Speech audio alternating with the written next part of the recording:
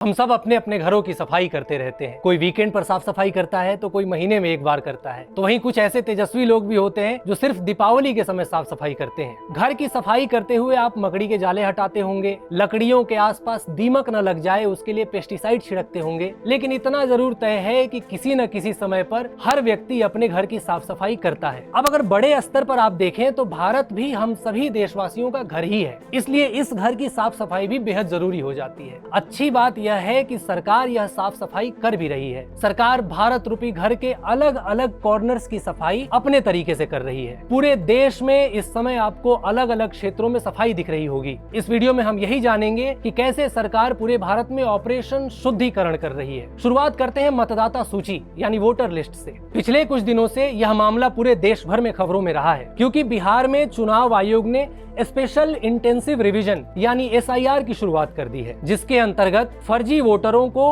Voting list से बाहर किया जा रहा है। भारत में हर चुनाव के समय फर्जी वोटिंग और डुप्लीकेट नाम पर सवाल उठते रहे हैं। बहुत पहले मैंने एक चुटकुला सुना था, आप लोगों के साथ मैं शेयर करता हूं कि एक बार किसी गांव में एक बुजुर्ग व्यक्ति रहते थे। वो जब भी वोट देने जाते थे तो वहां पर जो मतदान अधिकारी होता था उससे यह बोलते थे कि बेटा एक बार चेक करना जरा, मेरी बीवी वोट देकर चली गई क्या। मतदान अधिकारी चेक करके ये बता देता था कि हाँ वो वोट देकर चली गई है। ऐसे ही जब कई चुनावों तक चलता रहा तो एक बार उस मतदान अधिकारी ने खीज में आकर यह बोल दिया कि बार बार अपनी बीवी के बारे में ये क्यों पूछते रहते हो कि वोट देकर चली गई, जाकर उनसे घर पर ही पूछ लेना। इस पर उस बुजुर्ग ने जवाब दिया कि नहीं, वो तो 20-25 साल पहले मर चुकी है, पता नहीं हर बार चुनाव के समय आकर वोट देकर चली जाती है, बताती भी नहीं है। हो सकता है कि यह घटना वास्तविक घटना हो जिसे चुटकुला कहकर सुनाया जा रहा हो, लेकिन वास्तविकता यह है कि चुनाव के दौरान फर्जी वोटिंग करना भारत में कोई नई बात नहीं है। इसलिए सरकार ने इस बात पर विशेष ध्यान दिया है कि वोटिंग लिस्ट का शुद्धिकरण हो। कोई भी आदमी न तो फर्जी वोट दे पाए और न ही कोई ऐसा व्यक्ति वोट देने आ जाए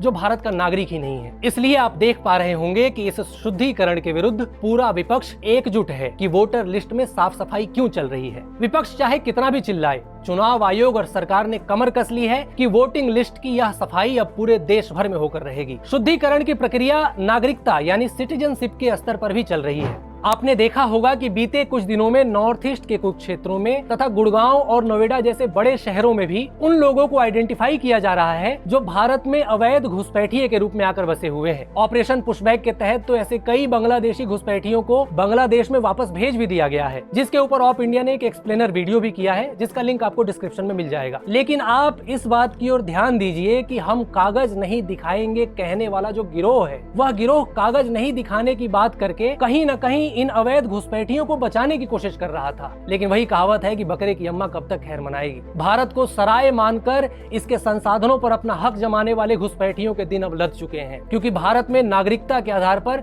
सरकार ने शुद्धिकरण शुरू कर दिया है। केंद्र सरकार और राज्य सरकारों की योजनाओं के जो लाभार्थी हैं, जो बेनिफिशियरीज हैं, उनकी लिस्ट में भी एक तरह से शुद्धिकरण का काम चालू है। जब बेनिफिशियरीज की बात की जा रही है तो यह जानना भी जरूरी हो जाता है कि भारत के एक ऐसे प्रधानमंत्री भी थे जिन्होंने यहाँ तक कह दिया था कि केंद्र सरकार जब 1 रुपए गरीब के पास भेजती है तो गरीबों तक पहुंचते पहुंचते वह 1 रुपए 15 पैसे में बदल जाता है। और मैं आपको बिल्कुल नहीं बताऊंगा कि वो प्रधानमंत्री राजीव गांधी थे। बहरहाल इस सरकार ने यह इंश्योर किया है कि अगर 1 रुपए सरकार की तरफ से गरीब को भेजे जाते हैं तो गरीब के खाते में पूरे 1 रुपए पहुंचे। हालांकि इसके बावजूद कुछ कमियां हैं। बीते कुछ दिनों में आपने ऐसी खबरें देखी होंगी कि लाडली बहन योजना में कुछ लाडले भाइयों ने भी फर्जीवाड़ा करके पैसे उठाए हैं। अब उन लाडलों को चिन्हित किया जा रहा है और यह इंश्योर किया जा रहा है कि सरकारी योजनाओं का फायदा सीधे उन लोगों तक पहुंचे जिनके लिए वह स्कीम शुरू की गई है। सरकार राशन कार्ड में भी बड़े स्तर पर सुधार लागू कर चुकी है ताकि BPL परिवारों का राशन स्मूथ डिलीवर कराया जा सके। राशन कार्ड्स के अलावा भी सरकार ने अपनी कई स्कीम्स के इम्प्लीमेंटेशन में आधार बायोमेट्रिक जैसी चीजें भी इंट्रोड्यूस की हैं ताकि सरकारी संसाधनों के लीकेज को भी रोका जा सके। सरकार की तरफ से जो शुद्धिकरण चल रही है वह सिर्फ योजनाओं और नागरिकता तक सीमित नहीं है, बल्कि वह फिजिकल इंफ्रास्ट्रक्चर के मामले में भी उतना ही दिख रहा है। सरकार एक तरह से अवैध संपत्तियों को चिन्हित करके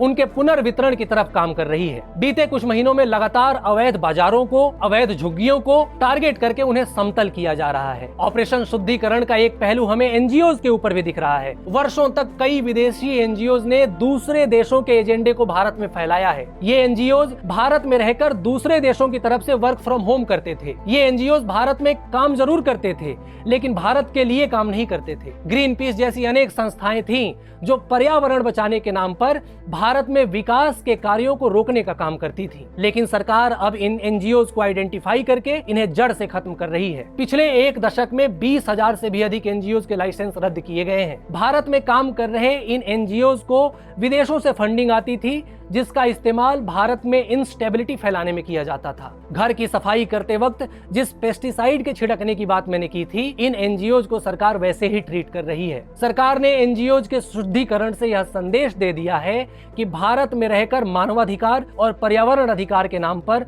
भारत के विकास को रोकने का एजेंडा अब नहीं चलेगा। जिस तरह से भारत का यह शुद्धिकरण अलग अलग क्षेत्रों में चल रहा है, उसे केवल प्रशासनिक प्रक्रिया की तरह नहीं देखा जाना चाहिए। आज सरकार वही कर रही है जो हम घर के लोग करते हैं, अपने घर को साफ रखना, हर जाले को हटाना, हर दीमक को खत्म करना। इसलिए सरकार जब यह सफाई कर रही है तो ऐसे में जो लोग फर्जी वोटिंग, अवैध नागरिकता और विदेशी एजेंडे पर पलने वाले एनजीओ के पक्ष में खड़े हैं, वे दरअसल उस गंदगी के रक्षक हैं। ऐसे जाहिलों को पहचानने की जरूरत है। ये लोग घर के भेदी हैं। ऐसे लोगों की आंख में आंख डालकर यह कहने की जरूरत है कि भारत अब कोई सराय नहीं रहा जहां कोई भी आ जाएगा। यह वह भारत है जो अपनी सीमाओं की तरह अपने समाज, अपनी योजनाओं और अपनी आत्मा की भी सुरक्षा कर सकता है। भारत ने यह तय कर लिया है कि कोई दीमक, कोई जाला, कोई गंदगी अब इस घर की दीवारों पर नहीं रहेंगी। यह सफाई नहीं, यह एक राष्ट्र के रूप में भारत का शुद्धिकरण हो रहा है।